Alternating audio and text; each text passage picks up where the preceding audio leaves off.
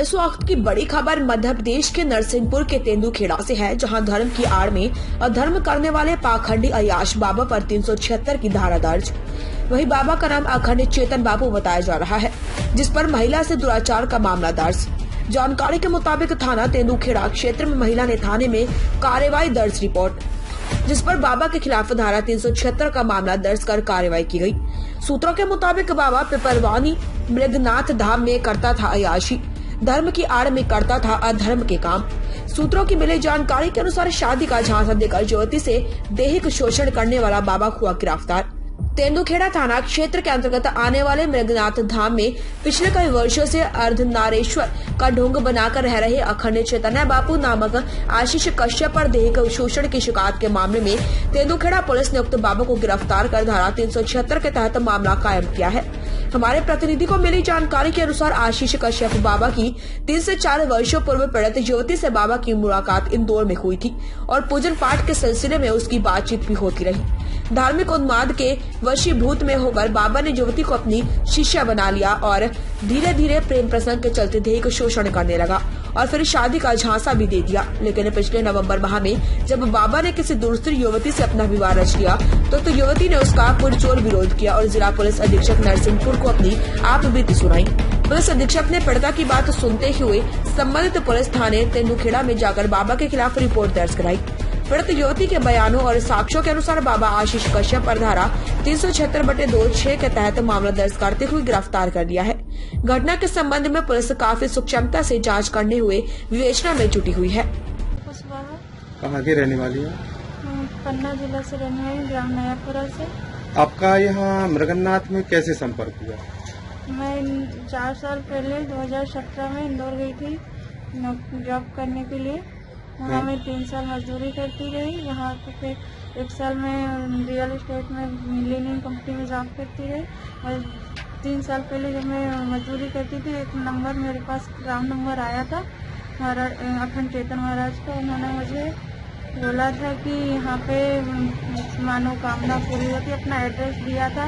तो मेरा अखंड चेतन बापू महाराज है, मैं बदले से रहने वाला हूँ, आशीष कश्यप हूँ, और आप यहाँ पे आओगे तो आपकी सारी मनोकामना पूरी होगी, ऐसा बोलकर मुझे उन्होंने बताया था। फिर मैंने बोला ठीक है। फिर इसके बाद फिर होली के टाइम मेरे पास फोन आया 2017 होली के टाइम 1 दिन पहले, बोला कि पूजा पाठ हो रही है, आप आ जाओ यहाँ पर।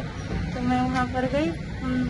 होली के 1 दिन पहले 14 मार्च 2017 करीब 2-2:30 बजे मैं वहाँ लास्ट वाले कमरे में रूम में थी और महाराज जी अखंड चेतन आए रूम में, गेट बंद किया, मुझे प्रसाद में कुछ खिला दिया और मेरे साथ जबरदस्ती करने लगे बलात्कार। मैं चिल्लाती रही तो कहने लगे आश्रम में कोई नहीं है और मेरे साथ जबरदस्ती बलात्कार करते रहे। आधे घंटे तक मैं चिल्लाती रही। बोले ज़्यादा चिल्लाएगी तो मैं तुझे जान से मार दूंगा, ऐसा कहने लगे थे। फिर उसके बाद 2017 के बाद फिर आपने क्या किया? फिर मैं रात में फिर से मेरे पास शाम के टाइम मेरे साथ फिर से दोबारा जबरदस्ती किया गया। मैं जाने लगी अंदर तो बोले तू कहीं नहीं जाएगी, यहीं रहेगी, और फिर से मुझे जबरदस्ती उन्होंने मेरे साथ बलात्कार किया। वहाँ जब अखंड कीर्तन चलता था तो आपने उन लोगों को बताया नहीं कि वहाँ पे ना उस टाइम पे लास्ट कोई नहीं था यहाँ, कोई मतलब मैं जानती नहीं, पहली बार करके अनजान थी यहाँ के मामले से, मुझे मालूम नहीं था कि क्या है। मैं अंदर वाले रूम में थी, लास्ट वाली जो अंदर वो है वहाँ पर थी मैं, और आवाज भी लगाई तो उन्होंने गेट लगा लिया। फिर उस दिन के बाद आप कितने दिन वहाँ पे रही? फिर उसके बाद मैं चली गई हूँ और शाम के टाइम मेरे साथ जो जबरदस्ती बलात्कार हुआ, 2 बार हुआ जबरदस्ती मेरे साथ। फिर मैंने बोला मैं पुलिस में कंप्लेन करूँगी, रिपोर्ट डालूंगी, तो कहने लगे कि पुलिस में कंप्लेन करेंगे तो तुझे जान से मार दूंगा। बोले आते जाते रहना आश्रम आप, और आपकी मनोकामना पूरी होती रहेगी। ऐसा फिर उस टाइम आपने पुलिस में FIR क्यों नहीं की? वहाँ से आने जान से मारने की मुझे धमकी दी थी, इसलिए मैं डर के वजह से नहीं। तो आप तो यहाँ अकेले आई थी, तो कैसे जान से मार सकते थे? तो मुझे डर था, इस कारण में डर की वजह से मैं नहीं आ पाई। इसकी शिकायत आपने फिर अब कहाँ की है? फिर मैंने यहाँ आकर फिर मैं 16 फरवरी में आई थी यहाँ पर मृगन्नाथ आश्रम शादी का बोलने, तो मुझे जहर दिया उन्होंने, खोल के कमरे में बंद कर दिया था, जहर दिया।